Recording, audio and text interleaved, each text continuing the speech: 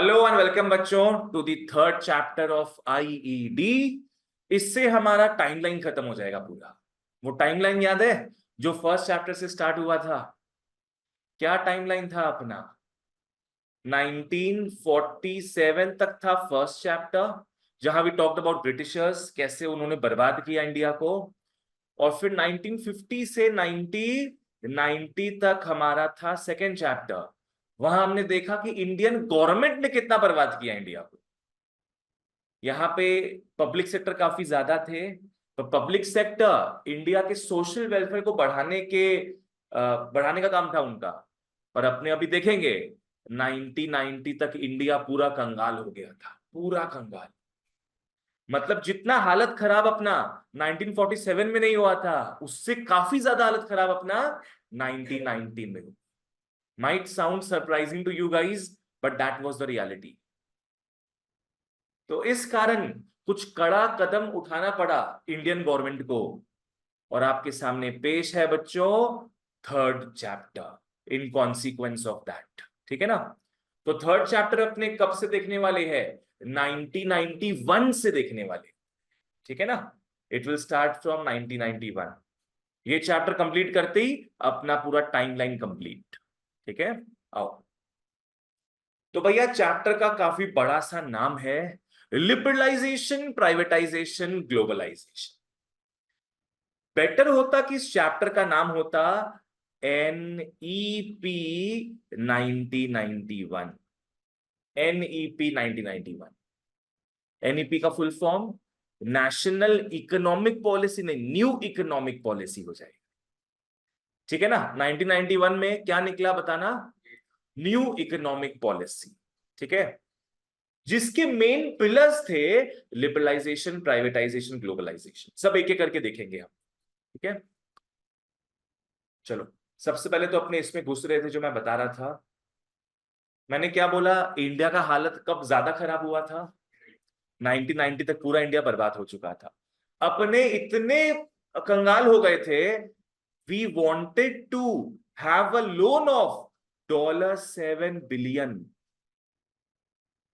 From IMF। हमारा government पूरा डूब चुका था, हम लोग को चाहिए था उस वक्त पैसा। पैसा मतलब क्या चाहिए था? लोन। हमने लोन मांगा किससे? IMF से। IMF का फुल फॉर्म पता है? International monetary fund. और हमने वर्ल्ड बैंक का भी दरवाजा दरवाजा खटखटाया। $7 बिलियन उस समय। अभी तो ये इतना ज्यादा मैटर नहीं करता, ये छोटे मोटे कंपनीज के पास भी इतना रुपया होता है यूएस में। पर उस समय पूरे कंट्री को रन करने के लिए $7 बिलियन चाहिए था। ठीक है, एक मैं बात बताता हूं। अपना सारा पेट्रोल बाहर से आता है, तो हम लोग क्या करते हैं? पेट्रोल खरीदते हैं। किस में खरीदेंगे? डॉलर्स में खरीदेंगे। हमारे पास 1990 तक इतना डॉलर्स भी नहीं पड़ा था कि हम 3 हफ्ता से ज्यादा पेट्रोल मंगा सके। इमेजिन करो सीन को। कोई तुम लोग को आज बोल दे कि 3 हफ्ता तक ही पेट्रोल आएगा इंडिया में, उसके बाद नहीं आ पाएगा पेट्रोल। Just imagine. तुम लोग ट्यूशन सेंटर नहीं आ पाएगा पढ़ाई करने के लिए। पेट्रोल नहीं आएगा तो दुनिया चलेगा कैसे? क्या बोल रहे? चल के आएगा तुम अपना घर से? पास में है, पर्क्स ऑफ बीइंग पास में। खैर ऑनलाइन तो जिंदाबाद। पर फिर भी भाई समझो, 3 हफ्ता पेट्रोल बचा है खाली। पूरा दुनिया चलता है पेट्रोल में। आज तुम्हारे घर तक भी जो सामान आएगा, दुकानों में जो सामान आएगा, वो भी जो ट्रक्स में आता है, सब रुक जाएगा। ईवी, पता है जो जलता है ना इलेक्ट्रिसिटी ईवी के लिए, वो भी सब पेट्रोल या कोयला से जलता है। सोलर। सब लोग अपना अपना टैक्सी के ऊपर सोलर पैनल लगा के घूमेगा। ठीक है, आओ। तो it was a huge thing. ठीक है ना? तो इंडिया गया इनके पास लोन मांगने के लिए। क्या ये लोन दिए? क्या लगता है? लोन दिया ही होगा। लोन इन लोग दिया ही होगा, नहीं तो फिर इंडिया कहां से लोन ले? और इन लोग लोन दिया था, पर इन लोग साथ में ये भी बोला कि आप लोग देश को बर्बाद कर चुके हो। जितना ब्रिटिशर्स ने आपका देश बर्बाद नहीं किया, उतना ओ गवर्नमेंट भाई, आपने खुद आपका देश बर्बाद कर लिया। तो हम लोग लोन देंगे कुछ टर्म्स एंड कंडीशंस में। और अगर आप उसको फुलफिल करते हो, उसको मानोगे, तभी आपको लोन मिलेगा। In consequence of that Indian government ने रिलीज किया क्या, न्यू इकोनॉमिक पॉलिसी 1991। ठीक है। इंडिया को मजा नहीं आया इसको लागू करने में, इसको स्टार्ट करने में। वो तो क्योंकि कंडीशंस रखा गया था, लोन पाना था इंडिया को, तो उनको ये सारा बात सुनकर एनईपी 1991 निकालना पड़ा। ठीक है, उसी का बात अपने को क्लियर है यहां तक। चलो आओ, ओके।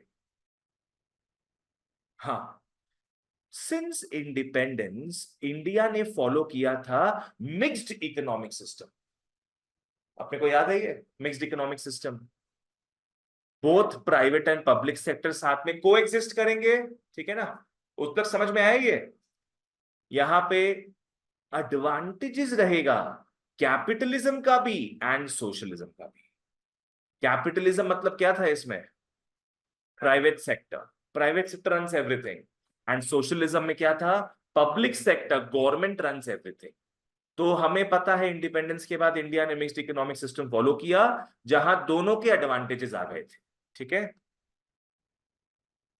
बोलो तो किसको आगे रखा गया था, पब्लिक सेक्टर को। अपने को याद है एक था आईपीआर 1948, मैं बात कर रहा हूं सेकेंड चैप्टर का। आईपीआर 1948 का फुल फॉर्म क्या था, पहले बताओ। हाँ, इंडस्ट्रियल पॉलिसी रेजोल्यूशन, को इंडियन सुना था शायद। इंडस्ट्रियल पॉलिसी रेजोल्यूशन ये बताया था कि पब्लिक सेक्टर को बढ़ावा दिया जाएगा इंडिया में। ठीक है, फिर आईपीआर आया 1956। यहां बताया गया कि जो प्राइवेट सेक्टर में लोग हैं उनको लाइसेंसिंग के थ्रू गुजरना पड़ेगा। याद है ये चीज। तो जो भी हो, ये सारा कर्म कांड किया जा रहा था पब्लिक सेक्टर को बूस्टअप करने के लिए एंड प्राइवेट सेक्टर को नीचा दिखाने के लिए। समझ में आया। चलो ओके। तो पहले तो अपने देखते हैं कि आईपीआर, आईपीआर नहीं सॉरी, पब्लिक सेक्टर क्या क्या काम किया था। उसके कुछ पॉजिटिव पॉइंट्स को देखेंगे और उसके कुछ नेगेटिव पॉइंट्स को देखेंगे। ठीक है, आओ देखो। शुरू शुरू में गवर्नमेंट का सोच क्या था, समझना समझना इस चीज को। गवर्नमेंट का सोच ये था कि हम पब्लिक सेक्टर को रख रहे हैं एज अ बड़ा भाई। किसका बड़ा भाई, प्राइवेट सेक्टर का बड़ा भाई। कि वो क्या रास्ता दिखाएगा प्राइवेट सेक्टर को आगे बढ़ने का, पर पहले मैं आगे बढ़ूंगा। बड़ा भाई क्या करता है, डोमिनेट करता है कि हेल्प करता है, डोमिनेट करता है। एकदम टिपिकल है। तुम लोग यहाँ देखो मत, देखना है तो देखो, दूसरा क्लास करो जाके। जो हम बता रहे सुनो पहले उस चीज को। ठीक है, बड़ा भाई हाँ डोमिनेट करता है, सबके केसेस में जनरली यही होता है। पर अपने क्या बोलते हैं जनरली, कि बड़ा भाई हेल्प करता है छोटे भाई। पर यहाँ पे बड़ा भाई क्या है, डोमिनेट कर रहा था छोटे भाई। पब्लिक सेक्टर को रखा गया ताकि हेल्प कर सके प्राइवेट सेक्टर को, या पर यह पब्लिक सेक्टर क्या करने लग गया, कंट्रोल करने लग गया, रेगुलेट करने लग गया प्राइवेट सेक्टर को। So there and then India got lost, और फिर अपने इतने कर्जे में आ गए। जब हम बताते ना, यहां मत ध्यान दिया करो, that's very idiotic thing.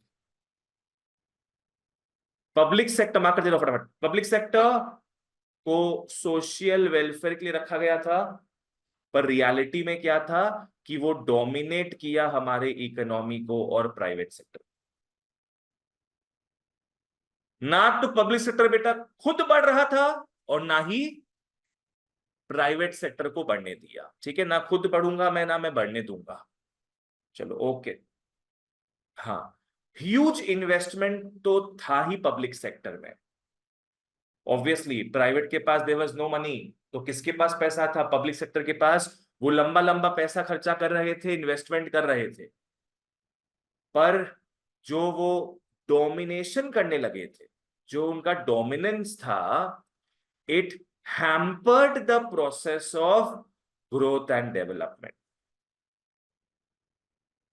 Hamper किया था ग्रोथ एंड डेवलपमेंट। दोनों में डिफरेंस कुछ है कि नहीं, डिफरेंस है कि नहीं, क्या डिफरेंस है। तो था आपका मतलब जो पोजीशन पे था उससे बेटर पोजीशन पे लाने का इन एवरी टर्म्स मतलब पहले अगर बहुत बुरा हालत था तो थोड़ा बेटर दिखता है और और development Development is same, but is same but नहीं। development हो रहा है किसी का help नहीं, road बन रहा है किसी का। ठीक है, इसको बेटर वे में कैसे रिप्रेजेंट करें? देश का ग्रोथ तब होता है जब देश का रुपया बढ़ेगा, देश में इनकम बढ़ेगी, ठीक है। But development is a broad concept. Growth में सिर्फ पैसा देखा जाता है, पर डेवलपमेंट में तुम्हारा खुशी, तुम्हारा हेल्थ, तुम्हारा एजुकेशन सब देखा जाएगा। तो डेवलपमेंट में क्या है, इनकम का बात तो होगा ही, प्लस एसओएल को भी बढ़ना होगा। डेवलपमेंट में रुपया का बात तो है, इनकम तो कमाओगे ही, साथ में एसओएल का बात भी करना पड़ेगा। SOL should also increase. SOL का मतलब स्टैंडर्ड ऑफ लिविंग। तो पब्लिक सेक्टर का काफी डोमिनेंस था, जिस कारण ग्रोथ एंड डेवलपमेंट हमारा काफी हैम्पर हुआ। बस ठीक है। तो ये हमने देखा पब्लिक सेक्टर का कौन सा पॉइंट, नेगेटिव पॉइंट। क्या था नेगेटिव पॉइंट बताना? कि it tried to dominate the private sector and the economy both. ठीक है, चलो अब अपने आते हैं इसके पॉजिटिव पॉइंट्स। पॉजिटिव पॉइंट्स कैसे पब्लिक सेक्टर ने हेल्प किया इंडियन इकोनॉमी को। आओ कैसे इन्होंने हेल्प किया। सबसे पहले ग्रोथ इन सेविंग। इन्होंने हमारे सेविंग को बढ़ाने का ट्राई किया। सोचो तो कैसे।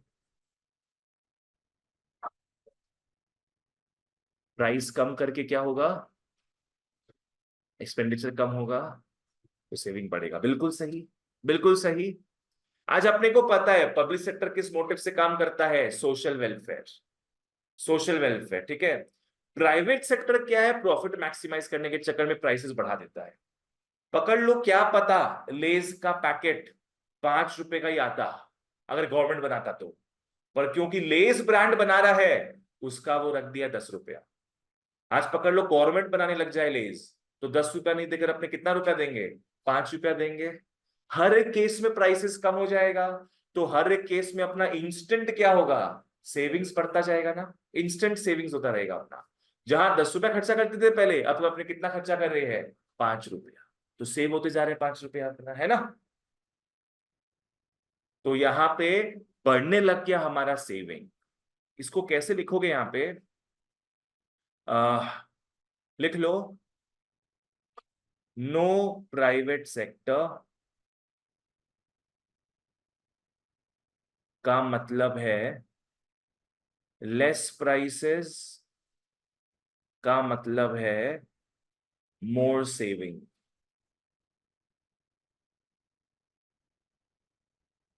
तो पब्लिक सेक्टर के होने से हमें ये तो अच्छा अच्छा बूस्ट मिला, अच्छा बून मिला, अच्छा वरदान मिला कि हमारा सेविंग बढ़ने लग गया था। ठीक है, नेक्स्ट डाइवर्सिफाइड इंडस्ट्रियल सेक्टर हो गया। समझो इसका मतलब, डाइवर्सिफाइड का मतलब क्या, वैरायटी, अलग अलग चीज, वैरायटी। पहले ब्रिटिशर्स के समय तक, एंड तक क्या क्या इंडस्ट्रीज थे, जूट और कॉटन मिल्स। पर अब क्या है, इन 40-50 साल में भयंकर तरीके से क्या है, और एरियाज में भी इंडस्ट्रीज ग्रो होना स्टार्ट हुआ। ठीक है ना। तो इसको बोलते हैं diversified industrial sector, thanks to public sector. Next, हमने अचीव कर पाया food security. Yes, remember food security, surplus वाला चीज था। किस कारण अचीव कर पाए थे फूड सिक्योरिटी अपने, वो लोग खुद का कंजम्पशन। Green revolution. तूने पढ़ा है, पहला चैप्टर एग्जाम दिया है, टेस्ट दिया है। ग्रीन रेवोल्यूशन के कारण हम अचीव कर पाए थे self sufficiency in food grains. Heck, self sufficiency क्या, इतना ज्यादा सरप्लस प्रोड्यूस करने लगे थे अपने कि अपना गवर्नमेंट भी अपने से खरीदने लग गया। जहां पहले अपने बाहर से मंगाते थे, अब अपना गवर्नमेंट अपने से खरीद रहा था, ज्यादा अपने प्रोडक्शन करते थे। ठीक है, तो we also achieved food security. अब थोड़ा मुंह में जवान है तुम लोग के, तो बोलते जाओ मेरे साथ इंग्लिश में इसको, what were some good points of public sector. पहला पॉइंट क्या है, ग्रोथ इन सेविंग, दूसरा क्या है, डाइवर्सिफाइड इंडस्ट्रियल सेक्टर, तीसरा है achieve food security. Thank you very much. Next question में आते हैं, इसको इंपॉर्टेंट मार्क करो। रीजंस फॉर इकोनॉमिक रिफॉर्म्स, यहां पे अपने को देखना है क्यों एनईपी 1991 लाया गया। क्यों लाया गया? हमारा मन था लाने का, तो कंडीशंस रखा गया था by IMF and World bank, ठीक है। तो उस कंडीशंस तक अपने पहुंचे कैसे? उन 30 40 50 साल में ऐसा क्या प्रॉब्लम हो गया था कि अपने इतने कंगाल हो गए थे? उसका बात यहां पे करना है अपने। क्या है question? Reasons for economic reforms. Reforms का मतलब याद है, बताए थे, ह्यूज चेंज। एक होता है चेंज, एक होता है रिफॉर्म, एक होता है रेवोल्यूशन। रिफॉर्म्स मतलब हो गया ह्यूज चेंज।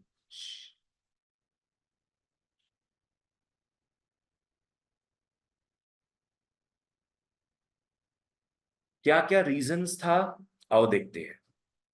क्या है? इकोनॉमिक कंडीशन 1991 में it was very very miserable.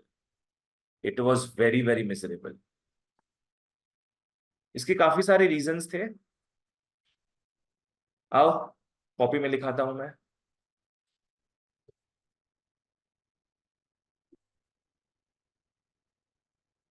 लिख लो,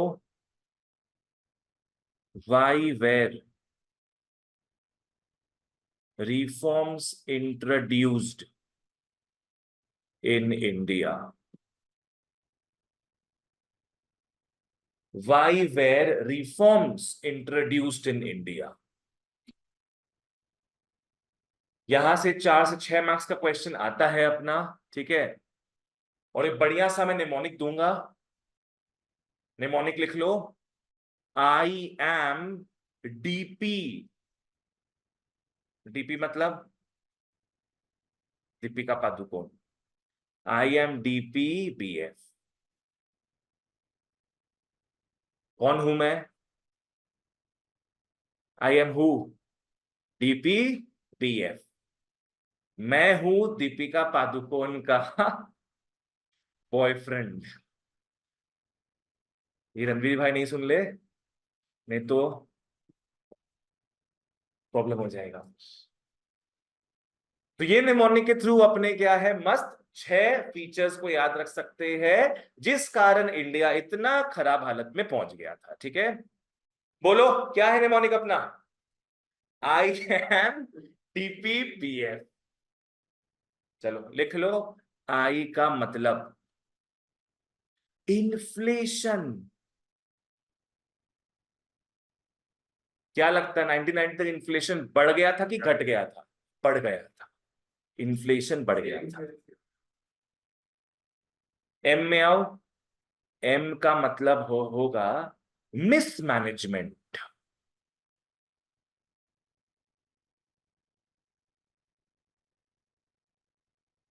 mismanagement of the government. Government क्या देश को चला नहीं पा रहा था, तो गवर्नमेंट क्या है, रिसोर्सेस का मिसमैनेजमेंट कर रहा था। जहां रिसोर्सेस का दरकार है वहां जा नहीं पा रहा है, और जहां बहुत ज्यादा पड़ा है तो वहां वेस्ट हो रहा है। मैनेज नहीं कर पा रहा था ठीक से, ठीक है ना। डी में आओ, डी में लिख लो डेट।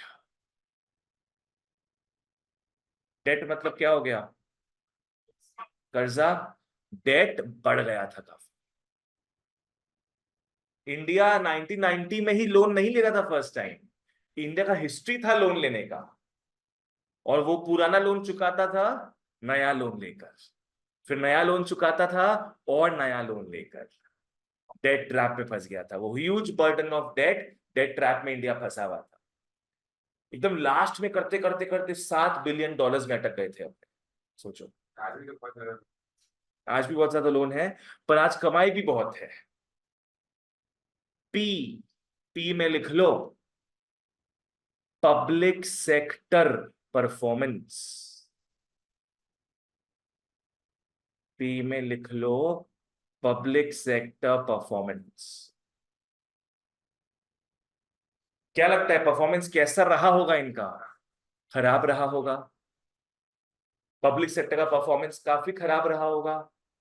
पब्लिक सेक्टर गवर्नमेंट ने बनाया ताकि वो उसको कमा के खिलाए। पब्लिक सेक्टर कंपनीज किसका है? गवर्नमेंट का। थोड़ा सा कमा के खिलाओ हमको, गवर्नमेंट बोलता है। पर पब्लिक सेक्टर खुद ही एलिंग था, खुद ही सिक मरीज सा पड़ा हुआ था, वो लॉस मेकिंग था हमेशा।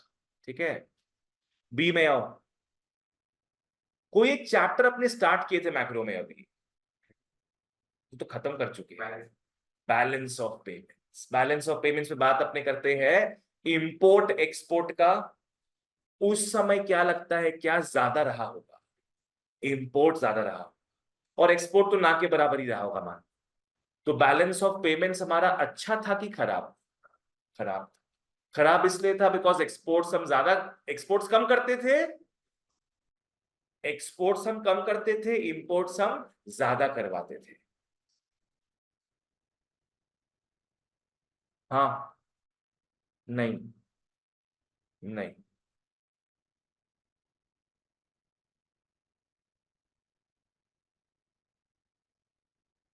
बैलेंस ऑफ पेमेंट्स काफी खराब था। बैलेंस ऑफ पेमेंट्स काफी खराब था। नेक्स्ट आ जाओ एफ में, फॉरेन एक्सचेंज। एफ का मतलब है foreign exchange reserves.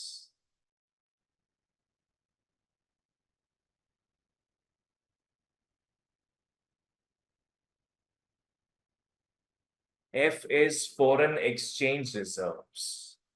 Foreign exchange का मतलब याद है? डॉलर्स वगैरह, foreign currencies is foreign exchange. इसका रिजर्व्स किसके पास रहता है? आरबीआई के पास। गवर्नमेंट के पास नहीं, आरबीआई के पास। गवर्नमेंट का रहता है उसके पास, आरबीआई के पास। फॉरेन एक्सचेंज रिजर्व्स, ये जो भी डॉलर्स वॉलर्स इंडिया से बाहर जाता है ये आरबीआई ही बाहर भिजवाता है। ठीक है ना, ये अपने नहीं भिजवाते, आरबीआई बाहर भिजवाता है। अब आरबीआई के पास खुद के पास नहीं होगा तो कहां से भिजवाएगा वो डॉलर्स? फॉरेन एक्सचेंज रिजर्व्स एकदम कम हो गया था। मतलब मैंने बताया ना कि इतना कम हो गया था डॉलर्स हमारे पास कि 3 हफ्ता के से ज्यादा पेट्रोल मंगाने का हमारा हिम्मत नहीं था उस वक्त। 3 हफ्ता पेट्रोल मंगाते, डॉलर्स पूरा दे के खत्म कर देते। That's it. तो ये है अपना मेन प्रॉब्लम्स। बोलो क्या क्वेश्चन था अपना इसमें? Why were reforms introduced in India, ठीक है, या फिर रीजन फॉर एनईपी 1991। क्या नेमोनिक है? I am डीपीबीएफ। आई का मतलब इन्फ्लेशन क्या था? काफी बढ़ा हुआ था। इन्फ्लेशन काफी बढ़ा हुआ था। तुम क्या कर रहे हैं? साइन नहीं दिया था। एम का मतलब mismanagement by the government. Government देश को नहीं चला पा रहा था ठीक से, देश के रिसोर्सेस को मिसमैनेज कर रहा था। कहीं ओवर यूज हो रहा था तो कहीं अंडर यूज हो रहा था। आई एम खत्म। नेक्स्ट क्या है? डीपी। डी फॉर डेट, काफी बढ़ा हुआ था इंडियन गवर्नमेंट के सर पे डेट। पी, पब्लिक सेक्टर का परफॉर्मेंस काफी गिरा हुआ था, काफी खराब था।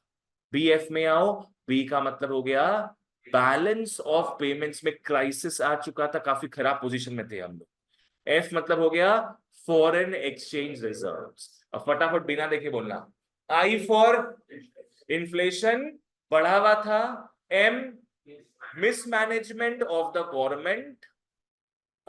डी फॉर डेट जो कि बढ़ा हुआ था काफी। DP, P for public sector performance काफी खराब था। और B F, B for balance of payments में क्राइसिस आ चुका था। And F for foreign exchange reserve जो कि कम हो गया। क्लियर है यहां तक? चलो और मटेरियल में आओ।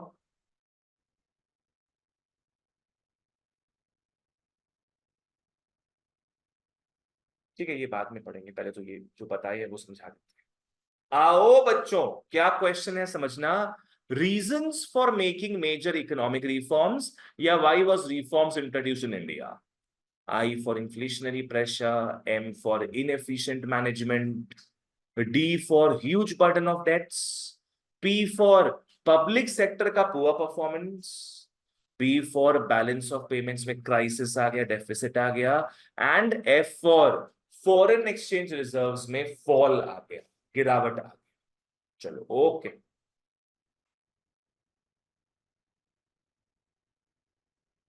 आ जाओ। ओके बच्चों, सबसे पहले इन्फ्लेशनरी प्रेशर। तुमको इन्फ्लेशन का मतलब पता है?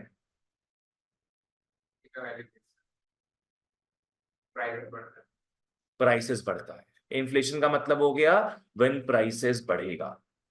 अगर पेप्सी का प्राइस 30 रुपया का 32 रुपया हो जाए, इन्फ्लेशन है कि नहीं? 30 रुपए का 32 रुपया हो जा रहा है, it is not inflation, not inflation.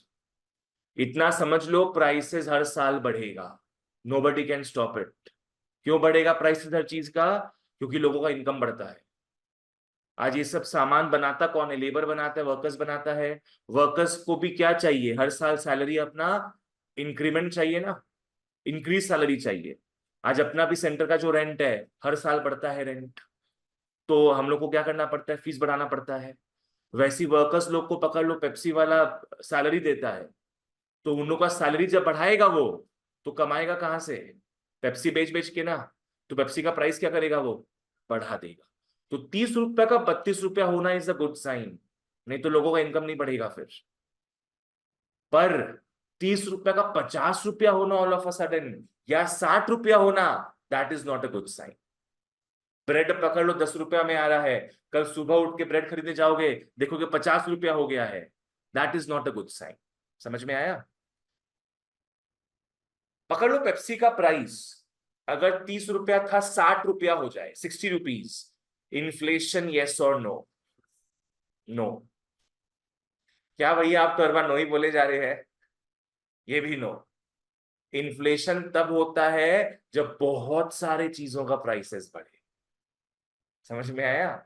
एक आइटम का प्राइस बढ़ रहा है, नॉट इन्फ्लेशन। बहुत सारी चीजों का प्राइस बढ़ना चाहिए। अब बताओ, 4-5 आइटम्स का प्राइसेस बढ़ गया, 30 का 60 रुपया हो गया, इन्फ्लेशन यस और नो? यस। ठीक है, आ जाओ।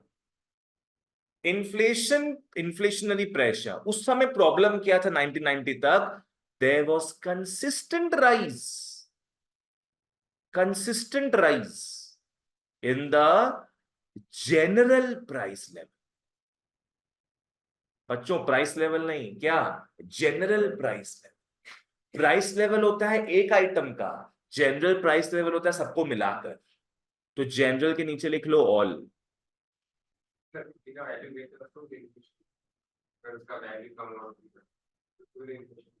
वो अलग तरीके से बोलेंगे अपने, हाँ वैसे भी बोल सकते हैं। पर जनरली मेन कॉज क्या है तुम्हारा? प्राइसेस का बढ़ना। प्राइसेस बढ़ता है इससे रुपया का औकात कम हो जाता है। ठीक है, कृषि समझ में आया जो बोले? पक्का? तो इन्फ्लेशन का मतलब क्या है? Consistent rise in the general price level due to two reasons. These two reasons are important, समझते हैं इसको। सबसे पहला रीजन क्या है इन्फ्लेशन होने का? Increase in money supply. Money supply में इंक्रीज आना मतलब क्या है? हाँ, मार्केट में ज्यादा पैसा आ गया, इकोनॉमी में ज्यादा पैसा आ गया है। क्या पता आरबीआई बहुत नोट प्रिंट कर रहा है, आरबीआई बोल रहे हैं हम रातों रात गरीबी को हटा देंगे इंडिया से। जो गरीब लोग हैं, लाख लाख रुपया नोट छापेंगे और लाख लाख रुपया पकड़ा देंगे सबको, सबको लाख लाख रुपया पकड़ा देंगे। तो गरीबी तो मिट जाएगा इससे कि नहीं मिटेगा? नहीं मिटेगा, नहीं तो मिट चुका होता अभी तक। रीजन है ना, क्या रीजन है समझना। आरबीआई क्यों नोट्स बार बार भयंकर तरीके से प्रिंट नहीं करता है? लिख लो इसके पास। अगर वॉल्यूम बढ़ता है, वैल्यू घटेगा। तुम लोगों को बैंकिंग में बताए थे ये चीज। अगर वॉल्यूम बढ़ेगा तो एक एक का वैल्यू घट जाता है। आज पकड़ लो, गरीबों के पास भी लाख लाख रुपया पहुंच जाए अगर, तो सब लोग पहुंच जाएंगे पकड़ लो बर्गर पिज्जा खाने के लिए। तो बर्गर पिज्जा इतना बना ही नहीं है जो सबको मिल सके। तो डोमिनोज क्या करेगा फिर? प्राइस बढ़ाते रहेगा, प्राइस बढ़ाते रहेगा। जो 200 रुपया है उसका वो कर देगा 500 रुपया। मिटेगा ही नहीं। वही है ना, तो जिनको लाख लाख रुपए गवर्नमेंट ने दिया है ना, अब उस लाख रुपए का इज्जत नहीं होगा कोई। अब जिसके पास सिर्फ लाख 2 लाख रुपया होगा ना, वो गरीब कहलाएगा, ऐसा करके। फिर भी देख रहा डोमिनोज अगर कि 500 में भी भयंकर क्राउड आ रहा है, 500 रुपया में भी, तो वो क्या कर देगा, मान लो 1500 रुपया कर देगा। तो ऐसे करके प्राइसेस बढ़ता जाता है। कहने का मतलब है वैल्यू घटता जाएगा पैसे की। जो 200 रुपए का सामान है वो तुमको कितना में मिल रहा है, 1500 रुपया। तो 1 1 रुपया का औकात तो कम हो गया ना।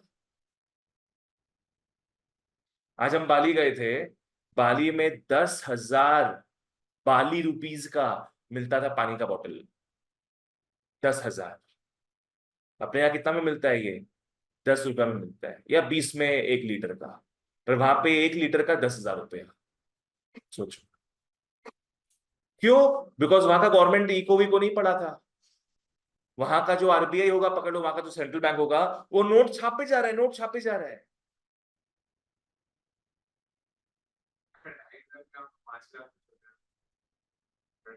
यहाँ का 250 रुपया, वहां का 1 रुपया होता है। सॉरी, यहाँ का 1 रुपया, वहां का 250 रुपया होता है। तो वॉल्यूम बढ़ेगा, वैल्यू घटेगा, तो इन्फ्लेशन होगा फिर। ठीक है, यशस्विनी पहला पॉइंट क्लियर है। चलो दूसरे पॉइंट में आओ। Shortage of essential goods.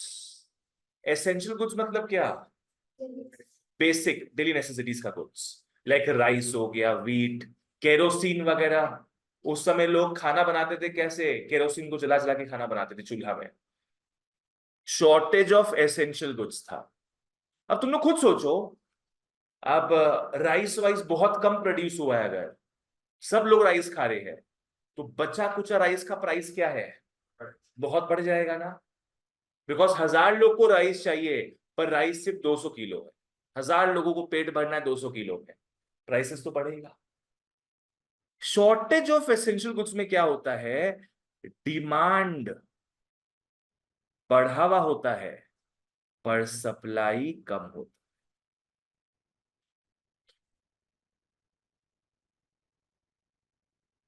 ये दोनों ही केसेस में क्या होगा बच्चों, इन्फ्लेशन। दोनों ही केसेस में इन्फ्लेशन।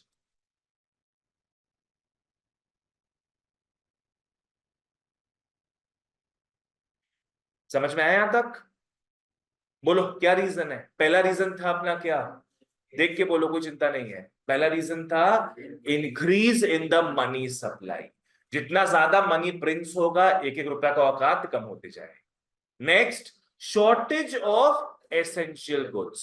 जितना एसेंशियल गुड्स कम पाया जाएगा, उतना उन कम एसेंशियल गुड्स का प्राइसेस बढ़ जाए, बिकॉज एवरीबडी वांट्स दैट। इसी कारण होता है सब, सब इस कारण। इन्फ्लेशन के कारण नहीं, सब होता है डिमांड सप्लाई के कारण। नहीं बोले ना, एक चीज में नहीं होगा, बहुत सारी चीजों में साथ में हो। जैसे अपने अभी टमाटर का तुम लोगों को याद है क्या, 1 1.5 साल पहले टमाटर का दाम एकदम स्काई रॉकेट किया था। हाँ, प्याज का भी बढ़ा था। तो ये सब को इन्फ्लेशन नहीं बोलेंगे हम, ये सब बस एक पर्टिकुलर आइटम का प्राइस बढ़ा है। ठीक है, अगर सारे फूड का प्राइसेस बढ़े, तब अपने बोलेंगे इन्फ्लेशन। ठीक है, चलो आई फॉर इन्फ्लेशन ओवर। अब अपने आएंगे M for mismanagement, inefficient management. आ जाओ। ओरिजिन ऑफ फाइनेंशियल क्राइसिस देखा जा सकता है inefficient management of the Indian economy में। सबसे पहला और सबसे घटिया रीजन क्या था, कि इंडियन गवर्नमेंट मैनेज नहीं कर पा रहा। ठीक है ना, आओ देखते क्या है। हमारा जो गवर्नमेंट है, यहाँ पे गवर्नमेंट का बात करना प्लीज, यहाँ पे आरबीआई का बात मत करना और पब्लिक सेक्टर का बात मत करना। यहाँ किसका बात करेंगे, गवर्नमेंट का। Government revenue not generate. Government क्या है, टैक्सेस के थ्रू रेवेन्यू ज्यादा जनरेट नहीं कर पा रहा था। गवर्नमेंट कमाएगा कहां से, टैक्सेस के थ्रू। जनरली गवर्नमेंट कमाता है टैक्सेस के थ्रू। और गवर्नमेंट क्या है, टैक्स बढ़ाने का ट्राई किया था। तो जितना गवर्नमेंट टैक्स बढ़ाएगा, उतना लोग टैक्स की चोरी करेंगे, उतना लोग अपना टैक्स सेव करने का ट्राई करेंगे। तो टैक्स अगर बढ़ाता है गवर्नमेंट, तो टैक्स पेयर्स कम हो जाएंगे कि ज्यादा? कम हो जाएंगे। तो रेवेन्यू गवर्नमेंट का क्या है? कम हो जाएगा, है कि नहीं? अगर गवर्नमेंट टैक्स बढ़ा दिया ये सोच के कि मेरे तो चांदी चांदी है, मेरा इनकम बढ़ जाएगा, तो गलत है ये चीज। टैक्स बढ़ाने से क्या हो रहा है? टैक्स पेयर्स कम हो जा रहे हैं। टैक्स पेयर्स कम हो जाएंगे मतलब कम लोग टैक्स पे कर रहे हैं, तो गवर्नमेंट का रेवेन्यू भी कम होते जाए। ठीक है, आओ। तो गवर्नमेंट क्या है? Not able to generate revenue from taxation. और तो और इसके जो बच्चे थे, कौन बच्चे? पब्लिक सेक्टर जो बच्चे थे, ये भी फेल्ड हो गए प्रॉफिट कमाने में। पब्लिक सेक्टर भी फेल हो गया था प्रॉफिट कमाने में। अब तुम लोग बोलोगे सर, पब्लिक सेक्टर तो प्रॉफिट कमाने का सोचता ही नहीं है, किस मोटिव से काम करता है वो? Social welfare. पर बात ये, थोड़ा सा तो कमाओ कम से कम, थोड़ा सा। ऐसा नहीं कि भाई पब्लिक सेक्टर को गवर्नमेंट दे रहा है 10 करोड़ रुपया कि सोशल वेलफेयर में बांट दे, तो ये 1 भी रुपया नहीं कमाए। कम से कम ये 9 करोड़ तो कमाए, है ना? आज स्कूल्स हो गए, गवर्नमेंट स्कूल्स एंड हॉस्पिटल्स, ऐसा थोड़ी ना कि फीस देता ही नहीं है उन लोग। बहुत कम रुपया लेगा, पर थोड़ा रनिंग कॉस्ट तो लेगा ही उन लोग अपना, है ना? तो पब्लिक सेक्टर भी गवर्नमेंट को प्रॉब्लम में फंसा दिया। बल्कि पब्लिक सेक्टर को जिंदा रखने के लिए गवर्नमेंट को पैसा खर्चा करना पड़ रहा था। और गवर्नमेंट सोचा मैं वो पैसा कमा लूंगा टैक्सेस के थ्रू, तो टैक्सेस से वो पैसा आ नहीं रहा था। तो गवर्नमेंट पूरा फंसा हुआ था। अनीश, तुमको समझ में आ रहा है? जहां समझ नहीं आए बोलना, डोंट सिट लाइक, बोलना जहां समझ नहीं आए, ठीक है? नेक्स्ट, गवर्नमेंट का एक्सपेंडिचर उसके रेवेन्यू को एक्सीड करने लग गए।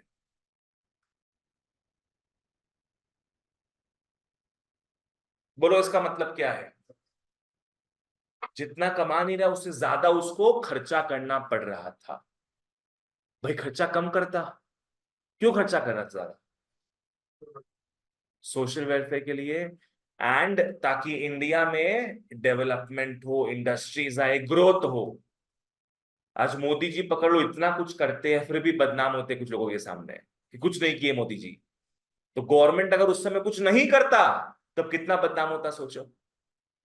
तो एक गरीब कंट्री में गवर्नमेंट को काफी ज्यादा एक्सपेंडिचर करना पड़ता है, ठीक है ना? तो गवर्नमेंट का expenditure was more than it's revenue. और ये ऐसा अलार्मिंग पॉइंट में आ गया था कि it became unsustainable. You know what is unsustainable? अब बस गवर्नमेंट बोल दिया नो मोर, अब मुझसे नहीं हो पाएगा ये, अब मुझसे नहीं हो पाएगा। मैं इतने सालों से रेवेन्यू कम कमा रहा हूं, एक्सपेंडिचर इतना ज्यादा कर रहा हूं, मेरा वाट लग रहा है यहाँ पे, मेरा प्रॉब्लम हो रहा है, and nobody is helping us, nobody is paying taxes. तो इट स्टार्टेड बिकमिंग अनसस्टेनेबल, ठीक है? और तो और गवर्नमेंट फॉरेन एक्सचेंज बोरो करने लग गया था।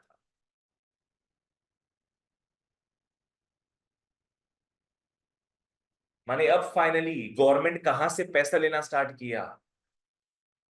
फॉरेन गवर्नमेंट से, आईएमएफ नहीं, फॉरेन गवर्नमेंट से। जैसे पाकिस्तान चाइना से लेता है, वैसे ही हम लोग क्या है, फॉरेन डॉलर्स वगैरह अमेरिका से, यूके वगैरह से लेना स्टार्ट किए थे। क्यों हम लोग बोरो कर रहे हैं पैसा? छाप लो सीधे।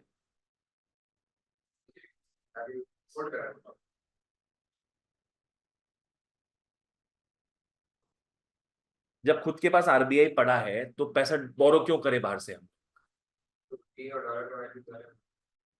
क्योंकि जितना ज्यादा नोट छापेगा आरबीआई, उतना ज्यादा गरीबी बढ़ेगा देश में, एज इन उतना ज्यादा इन्फ्लेशन बढ़ेगा, उतना ज्यादा वैल्यू ऑफ 1 रुपी कम होता जाए। समझ में आया? तो ज्यादा नोट छापोगे तो अपने ही पांव पे कुल्हाड़ी मारोगे, तो परमानेंटली क्या है, तुम्हारा रुपया का वैल्यू कम होता जाए। उससे बढ़िया क्या है, बाहर से लोन ले लो, थोड़ी देर बाद उसको चुका देना। समझ में आया? गवर्नमेंट के पास बहुत जगह से पैसा लेने का तरीका होता है। या तो वो छाप लेगा नोट्स, या तो वो इंडिया के अंदर से ही लोन लेगा, या तो वो क्या है फाइनली, फॉरेन से लोन। ठीक है,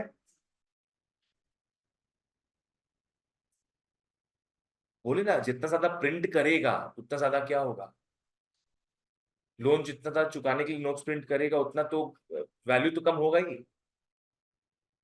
मार्केट में पूरे वर्ल्ड में पहले सिर्फ 100 रुपया ही था पूरे वर्ल्ड में, चाहे मेरे पास हो चाहे बाहर में। अब 10 करोड़ रुपया हो गया पूरे वर्ल्ड में।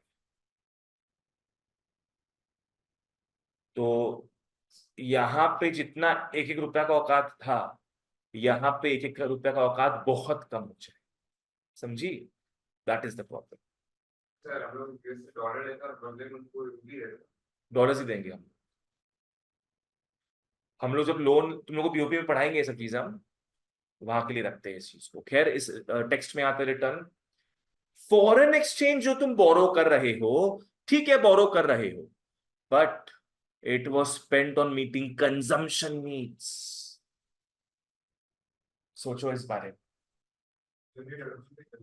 हाँ हाँ, तुम लोन क्यों लोगे जनरली, कि भाई देश में डेवलपमेंट करे, पर यहां तो लोन लिया जा रहा था अपना घर चलाने के लिए।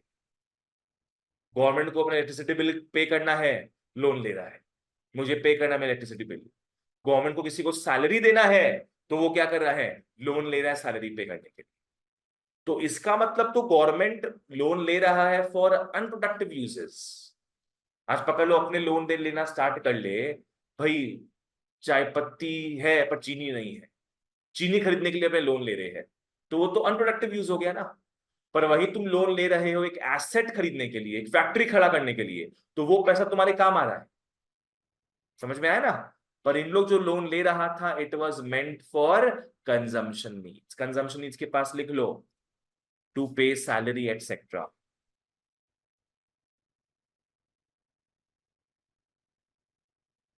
टू पे सैलरी एटसेट्रा। नॉर्मली गवर्नमेंट को सैलरी कहां से पे करना चाहिए, खुद के प्रॉफिट से, खुद के रेवेन्यू से, खुद के इनकम से पे करना चाहिए उसको, थोड़ी ना मांग मांग के पे करेगा सैलरी वगैरह।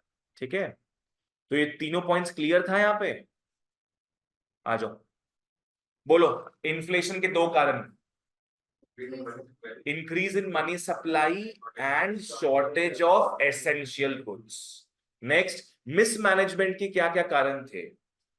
गवर्नमेंट सबसे पहले तो अपने रेवेन्यू से ज्यादा वो एक्सपेंडिचर कर रहा था। क्या करना जरूरी था उसके लिए? हाँ जरूरी था, because India was a poor country, we had to develop India. Next, उसके लिए वो कमाना चाह revenue, wanted to generate revenue by increasing the taxes. पर अपने को पता है फिर क्या, टैक्स पेयर्स कम हो गए तो रेवेन्यू और कम हो गया। पहले मान लो लाख रुपया कमाता था अगर, तो अब रेवेन्यू कम इतना हो गया कि 70,000 रुपया कमा रहा है। Clear?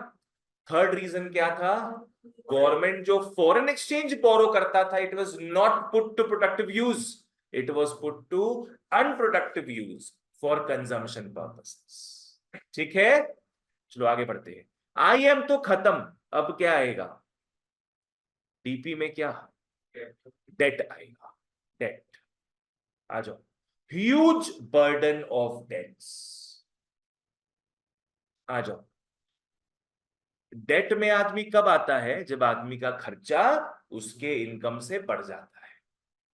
Expenditure higher revenue, expenditure is higher than revenue. तो इसलिए हमने बोरो किया मनी। बोरो किया मनी कहां से आओ देखते हैं। बैंक से बोरो किया, पब्लिक से बोरो किया, एंड इंटरनेशनल फाइनेंशियल इंस्टीट्यूशन से बोरो किया। बैंक्स मतलब कौन सा बैंक? No, RBI। हमने पैसा बोरो किया RBI से। लोग पढ़ाए थे जिस बैंकिंग चैप्टर में, इट्स कॉल्ड डेफिसिट फाइनेंसिंग। जब भी सेंट्रल बैंक, सॉरी, गवर्नमेंट को लोन चाहिए RBI से, लोन मतलब क्या, पैसा चाहिए RBI से, तो गवर्नमेंट क्या करेगा, उसको G-Sec दे देगा और उतना का बोलेगा नोट छाप तू और मुझे दे दे। याद है तो बढ़िया। तो हम लोग आरबीआई से, हम लोग मतलब क्या, गवर्नमेंट आरबीआई से लोन ले रहा था पब्लिक से। पब्लिक का मतलब क्या है? Loan is not tax.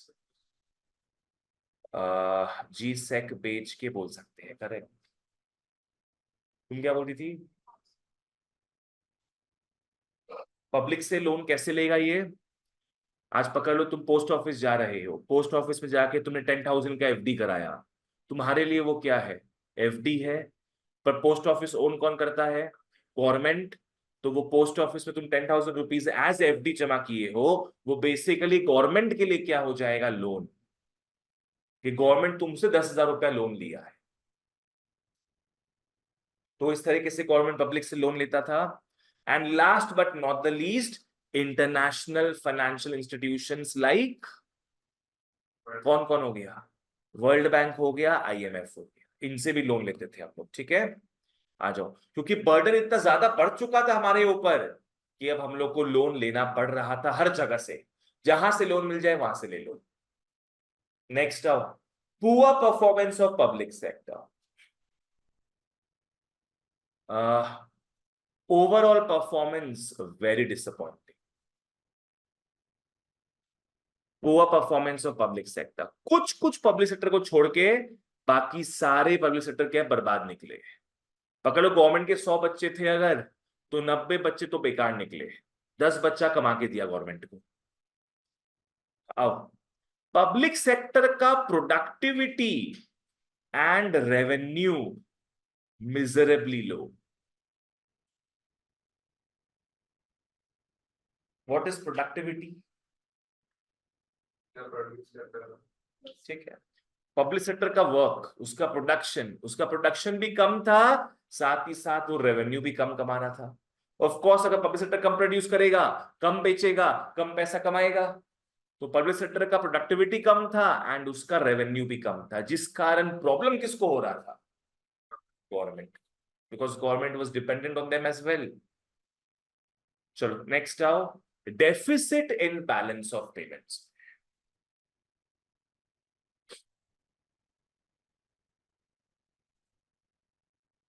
कुछ डेफिनेशन याद है बैलेंस ऑफ पेमेंट्स का?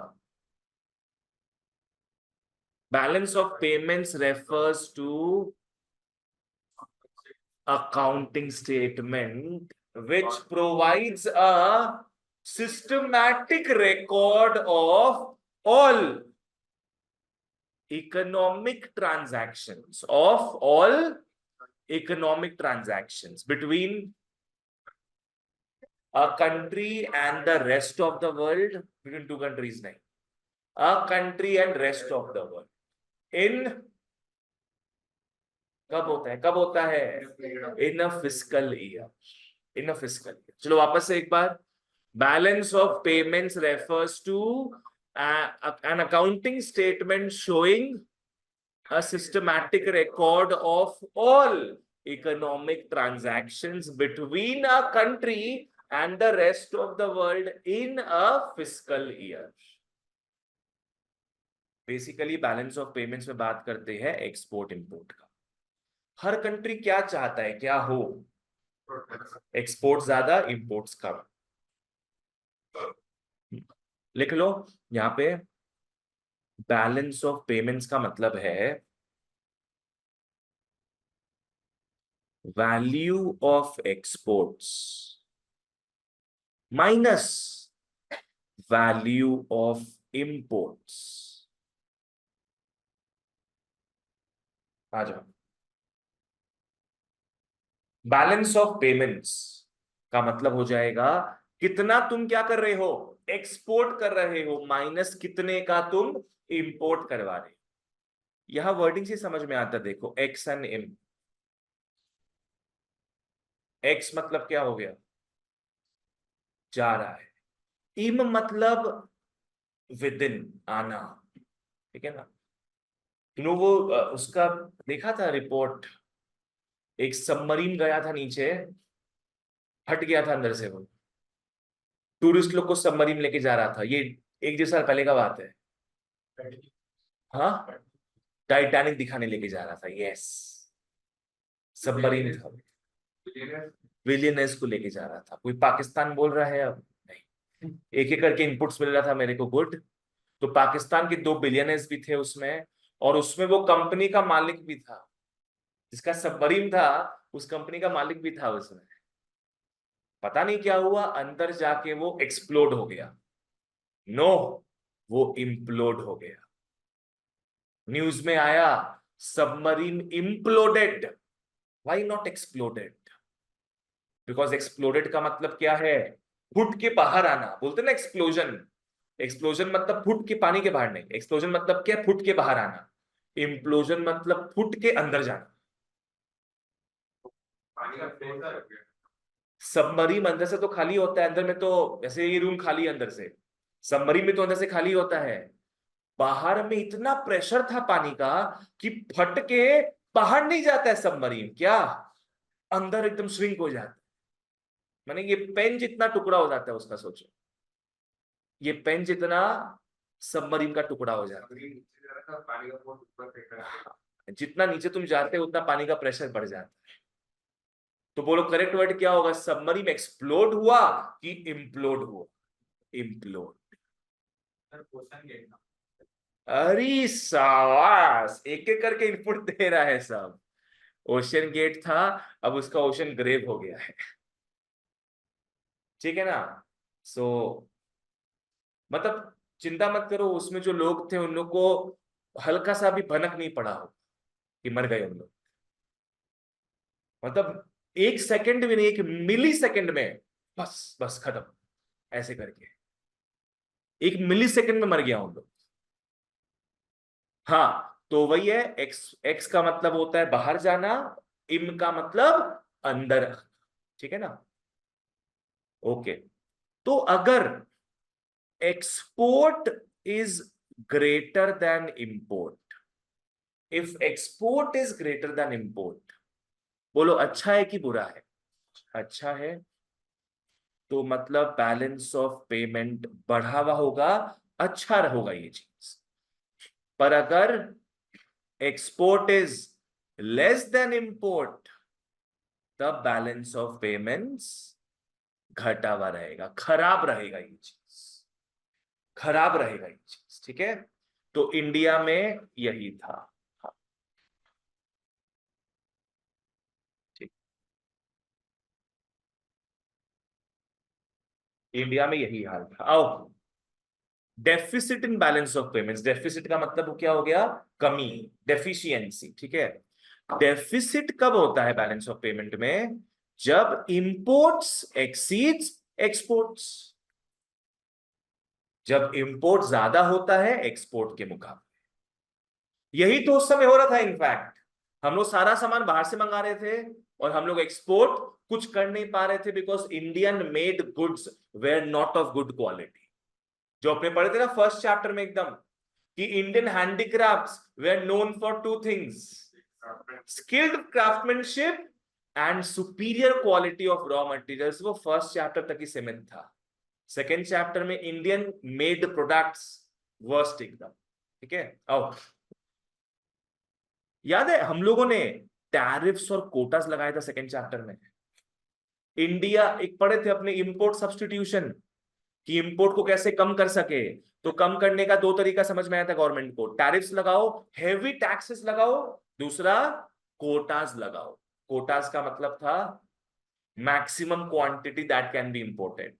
तो हमने ये दोनों चीज लगाया था, पर फिर भी मंगाने वाले मंगा रहे थे। फिर भी क्या है, शार्प राइज था इंपोर्ट्स में।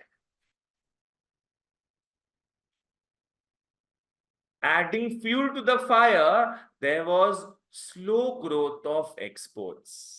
Imports तो बेटा बढ़ा रहे थे हम लोग, imports तो बढ़ा रहे थे, और exports हम घटा रहे थे, कम कर रहे थे exports। exports कम क्यों हो रहा था? Because of low quality of Indian goods। तो यही तो बैलेंस ऑफ पेमेंट्स को गड़बड़ा देता है ना? बैलेंस ऑफ पेमेंट्स कब गड़बड़ाता है? जब import is less than export, और वही तो उस वक्त हो रहा था।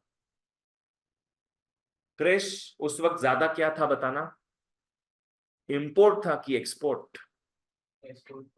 एक्सपोर्ट था ज्यादा ना, इंपोर्ट कम था।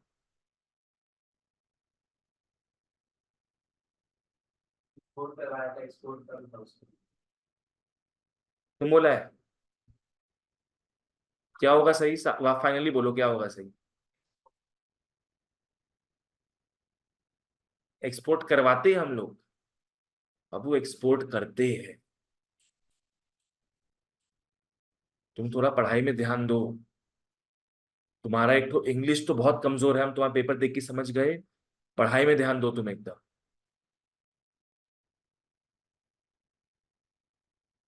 सबको क्लियर है ये? आओ लास्ट में अपने आते हैं fall in foreign exchange reserves में। फॉरेन एक्सचेंज रिजर्व्स ये गवर्नमेंट का होता है। ये गवर्नमेंट का होता है। जो रखवाता किसके पास है? वो अपने पिगी बैंक के पास रखवाता है, सेंट्रल बैंक के पास। नम्रता समझ में आया? आ जाओ। ये सब यूज्ड किसके लिए होता है वो देखते हैं।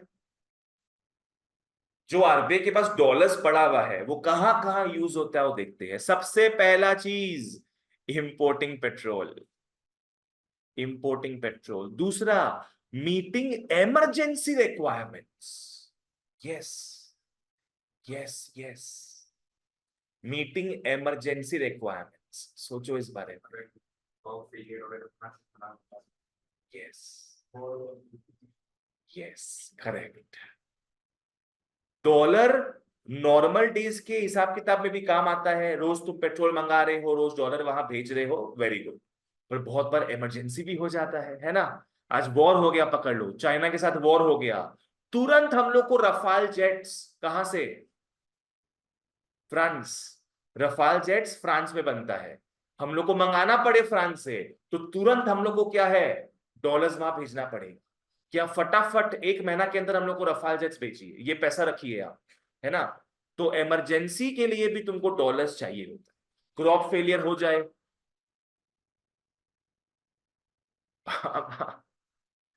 क्रॉप फेलियर हो जाए तो भी तुम डॉलर्स देके फटाफट खाना मंगा लोगे। तो एग्जाम्पल लिख लो wars. Next, maintaining confidence in domestic currency. Maintaining confidence in rupees. Yes,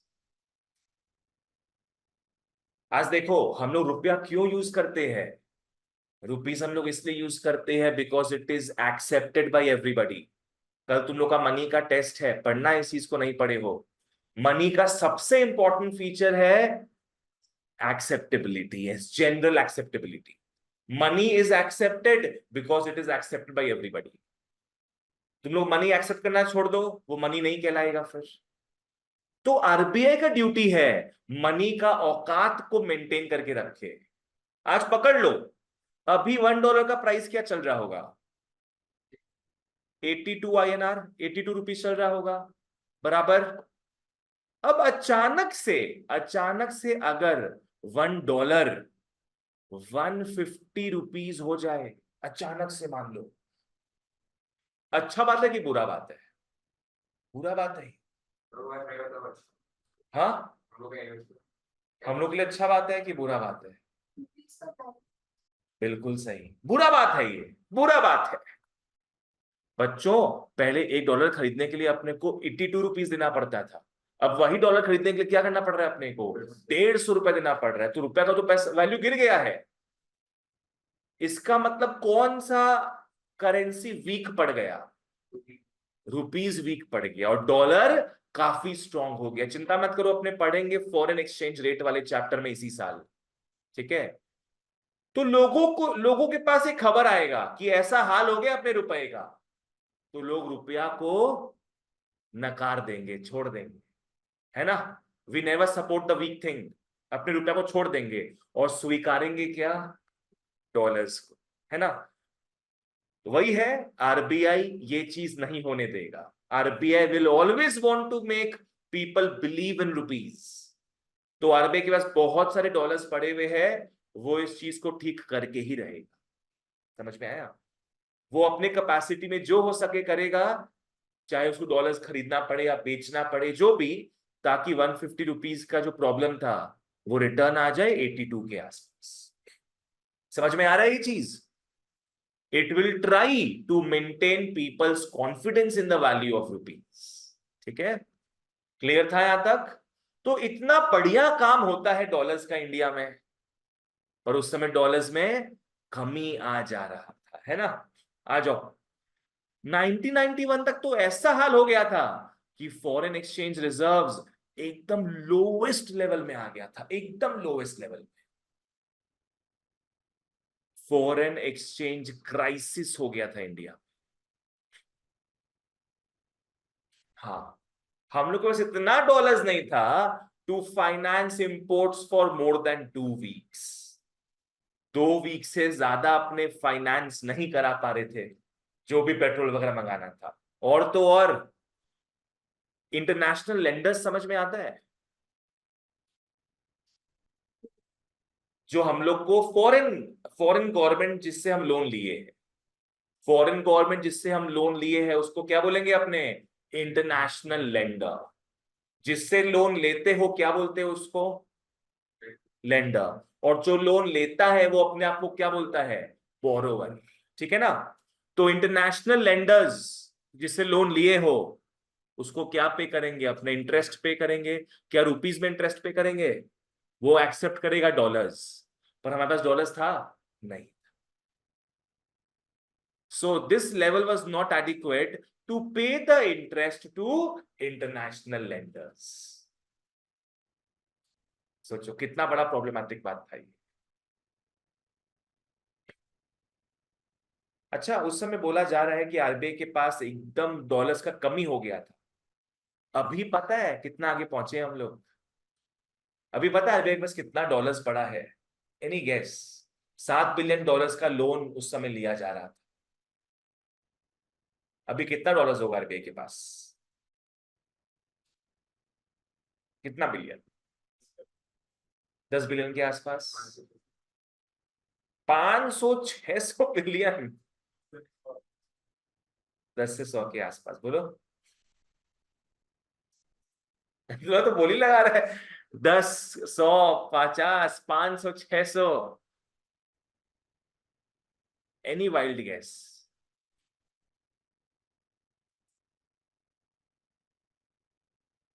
तुम क्या बोल रहा है? तुम कुछ कम बेसी करना है? 600 बिलियन डॉलर्स है। अरे सावास। बोलो कब पढ़ा? आप ही बताएं। अब बताए तो है ये, पर तुम लोग को बताए थे कि किसी और को बताए थे पता नहीं। पर हाँ बताए भाई। गुड बॉय, एकदम डटा रहा हो उसमें। हाँ, वो तो बेटा इंपोर्ट को एक्सपोर्ट बना दिया। गुड।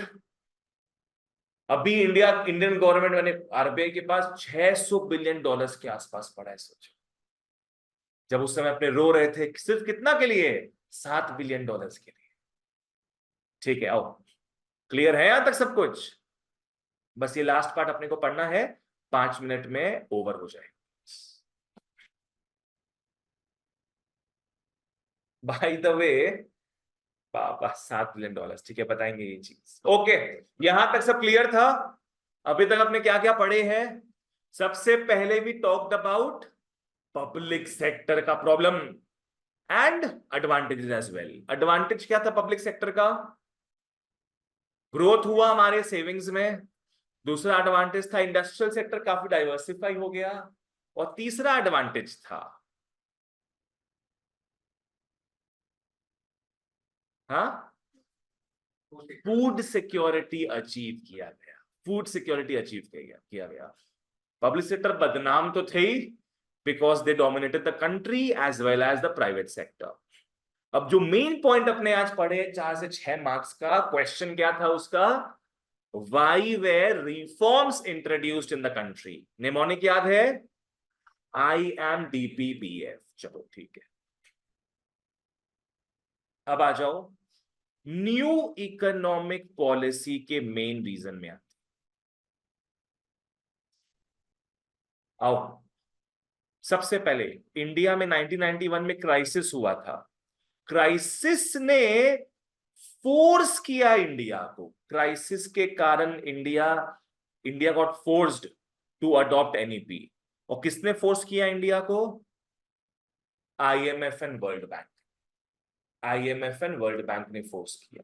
क्लियर है यहां तक? Did India willingly want to do it? No. India पे थोपा गया कि लोन बेटा तभी मिलेगा जब तुम मेरा शर्त मानोगे तो। पर ये हम बच्चों हमारे अच्छे के लिए था ये चीज। It was good for us only. आओ, हाँ क्या है? To manage the economic crisis Indian government ने अप्रोच किया था वर्ल्ड बैंक को एंड आईएमएफ को कि भैया आपसे हमको लोन चाहिए। कितना लोन चाहिए? $7 बिलियन लोन चाहिए। कंट्री को चलाना है भैया, और पुराने लोन का इंटरेस्ट भी पे करना है। $7 बिलियन दे दो। पर आईएमएफ और वर्ल्ड बैंक क्या बोला इंडिया को कि भैया आपको तो ऑलरेडी बहुत लोन दे चुके हैं, हम बहुत लोन दे चुके हैं, पहले उसको तो चुकाइए। अब गवर्नमेंट बोला उसको चुकाने के तो लोन ले रहे आपसे हम, आपको रुपए चुकाने के लिए तो आपसे लोन ले रहे हैं हम। तो इन लोग क्या बोला, ठीक है लोन हम दे देंगे, कंट्री हो हमारे पुराने फ्रेंड हो लोन दे देंगे, पर आपको हमारा कुछ कंडीशंस मानना पड़ेगा, कुछ कंडीशंस मानना। ठीक है। इन कॉन्ट्रास्ट एप्पल का नाम तो सब सुना ही है। एप्पल का पता है कितना पैसा कमाया एप्पल अभी तक? क्या उसका मार्केट कैप है? $3 ट्रिलियन। सिर्फ एक एप्पल कंपनी का ही अभी का एक साल में कितना कमाया वो? $3 ट्रिलियन। एक साल में। प्रॉफिट का बात नहीं कर रहे, पूरा वर्ल्ड ओवर से कितना उसके पास रुपया आया है, डॉलर्स आया है? $3 ट्रिलियन। एंड 1 ट्रिलियन पता कितना बिलियन होता है? 1000 की 100,000 होगा। मतलब डॉलर 3 पता नहीं इससे कम ही होगा पर सोचो उस समय अपने रो रहे थे $7 बिलियन के लिए, उतना तो भैया, उतना क्या, 3000 बिलियन तो एप्पल लेके बैठा है। नहीं बाबू, 1 ट्रिलियन होगा 1000 बिलियन। Just imagine. ठीक है, next. For availing the loan, अगर आपको लोन चाहिए तो आपको लिबरलाइज करना पड़ेगा, ओपन करना पड़ेगा इकोनॉमी। आपको लिबरलाइज करना पड़ेगा, ओपन करना पड़ेगा इकोनॉमी को। आओ, अब वक्त आ गया है आपको मैं एलपीजी के बारे में बताऊं। मैं नॉर्मली हर नया चैप्टर स्टार्ट करने के पहले मैं ये समझाता हूं पहले, ये अब समय आया है समझाने का। एलपीजी जो अपने घर का गैस सिलेंडर नहीं हुआ, लिबरलाइजेशन, प्राइवेटाइजेशन, ग्लोबलाइजेशन हुआ है। Any ideas what liberalisation is? Yes, freedom, आजादी। सेकेंड चैप्टर में हम लोग देख रहे थे किसको आजाद करने का दरकार था। हाँ, प्राइवेट सेक्टर को। यस, किसको आजाद करने का दरकार था इंडिया में? प्राइवेट सेक्टर को। वो चंगुल में फंसा हुआ था पब्लिक सेक्टर के। तो आईएमएफ ने बोला कि पब्लिक सेक्टर को हटाओ, बहुत कम करो उसका रोल, और रोल बढ़ाओ किसका? प्राइवेट सेक्टर का। अब से जिसको भी कंपनी खोलना है तुम खोलने दोगे उसको, तुम रोका टोकी नहीं करोगे, तुम करप्शन, तुम स्कैम नहीं करोगे उसके साथ। उसके बाद से लोग डोमिनोज का पिज्जा खाना स्टार्ट कर दिए इंडिया में, बिकॉज 1991 के बाद बाहर के प्राइवेट फर्म्स भी क्या है, इंडिया में आना स्टार्ट हुए। केएफसी वगैरह इंडिया में आना स्टार्ट हुआ, तो लोगों को मजा मिला बाहर के खाने पीने का। पहले पॉसिबल नहीं था ये सब। तो लिबरलाइजेशन का मतलब क्या हो गया बच्चों? फ्रीडम। किसका फ्रीडम? प्राइवेट सेक्टर का फ्रीडम। कौन से private firms? Domestic private firms भी as well as foreign private firms भी। सब कोई इंडिया में आके अपना कंपनी खोल सकता है, उससे इंडिया का ग्रोथ होगा। नेक्स्ट क्या वर्ड लिखा है? प्राइवेटाइजेशन। प्राइवेटाइजेशन का मतलब क्या है? इंडियन गवर्नमेंट का इतना सारा कंपनीज है, वो ओनरशिप बेच सकता है, प्राइवेट लोगों को अपना ओनरशिप बेच सकता है। मतलब पकड़ लो, एक देना बैंक हो गया, मान लो गवर्नमेंट का बैंक है। अगर गवर्नमेंट लॉस खा रहा है इसमें, गवर्नमेंट इसको रन नहीं कर पा रहा ठीक से, तो बेच दो ना इसको, सेल कर दो। किसको सेल कर दोगे तुम? मुकेश अंबानी को सेल कर दो, किसी को भी सेल कर दो जो खरीदना चाहे। तो कम से कम तुम्हारे पास पैसा तो आएगा, और ये एक बेटर आदमी के पास ये कंपनी चला जाएगा जो उसको बेटर मैनर में रन करेगा। समझ में आ रहा है ना क्या है ये? इसको बोलते प्राइवेटाइजेशन, कि पब्लिक सेक्टर कंपनीज को प्राइवेट लोगों को बेच देना। लास्ट क्या है अपना? ग्लोबलाइजेशन। ग्लोबलाइजेशन का मतलब है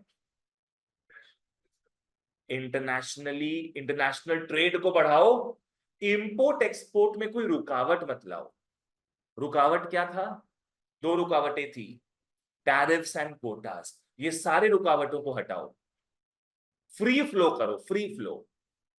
इससे क्या है, इंडिया भी पूरे वर्ल्ड का एक इंपॉर्टेंट मेंबर, एक इंपॉर्टेंट पार्ट बन जाएगा। यहां से बहुत चीजें एक्सपोर्ट होंगी और आप बहुत चीजें यहां इंपोर्ट करवाओगे। ठीक है, ये तीनों को डिटेल में देखेंगे नेक्स्ट क्लास से अपने। आ जाओ यहाँ पे फटाफट। प्राइवेटाइजेशन को उल्टा कैसा? उल्टा? उल्टा नहीं होता है, पब्लिक सेक्टर के प्राइवेट उसका कोई वर्ड नहीं है ऐसा, बस बाई कर लिया, खरीद लिया उसको। आ जाओ। ओके, तो हाँ, उन्होंने क्या बोला? उन्होंने बोला आप रिमूव करो सारी बंदिशों को। ऑन हुम? On the private sector. आप रिड्यूस करो अपने खुद के इंटरफेरेंस को। आप ही तो प्रॉब्लम हो भैया।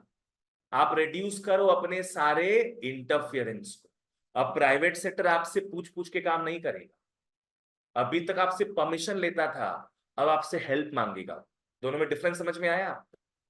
अभी तक आपसे परमिशन लेता था वो लाइसेंस के माध्यम से, अब कुछ दरकार होगा तो आपसे हेल्प मांगेगा, नहीं तो टाटा बाय बाय। नेक्स्ट, आप रिमूव कर दो सारे ट्रेड रेस्ट्रिक्शंस को। यहां पे अपने क्या समझेंगे? क्या चीज को हटाना है? फॉरेन ट्रेड को हटा दो। हाँ, टैरिफ्स एंड कोटास को हटाना है। ठीक है, तो इंडिया ने भैया, इंडिया तो अब बार्गेनिंग कर नहीं सकता था, इंडिया को पैसे चाहिए, तो इंडिया ने अग्री कर दिया। खुशी खुशी मनमोहन सिंह उस समय दांत चमकाए, इंडिया ने अग्री किया। उस समय Manmohan Singh was the finance minister. Narendra Modi ji के पहले कौन थे पीएम? मनमोहन सिंह। उन्होंने 10 साल प्राइम मिनिस्टरशिप किया, पर उसके पहले वो इंडिया के इकोनॉमिक मिनिस्टर थे, फाइनेंस मिनिस्टर। उन्होंने अग्री किया एंड अनाउंस हुआ न्यू इकोनॉमिक पॉलिसी। अनाउंस हुआ न्यू इकोनॉमिक पॉलिसी। क्लियर है? चलो, that's it for today and all the best for tomorrow's test. Bye bye.